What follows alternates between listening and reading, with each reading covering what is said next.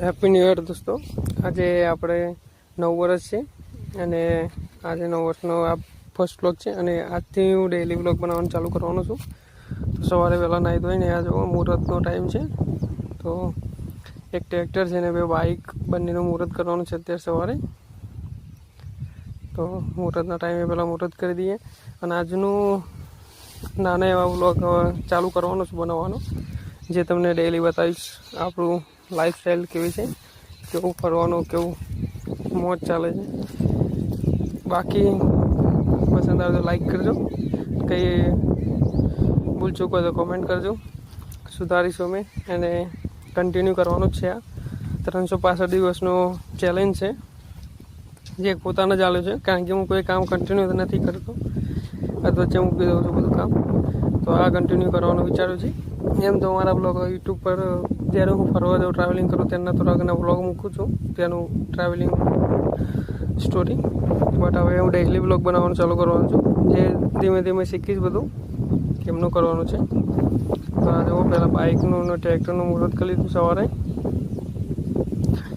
And પછી આજે 9 વર્ષ છે, તો બધાના ઘેર બી જવાનું છે, હેપી ન્યૂ યર કહેવા, જય શ્રી કૃષ્ણ કહેવા।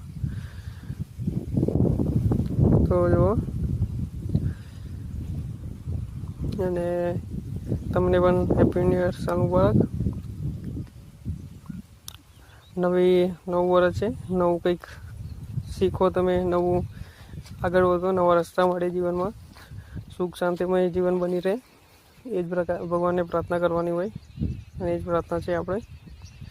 અને આજે પાછું ભાથીજી મહારાજનો દિવસ છે, તો ભાથીજી મહારાજનો પણ અમારા ગામમાં ઉજવણી થશે, તેનો પણ આ તમને આ વ્લોગની અંદર તમને જોવા મળશે।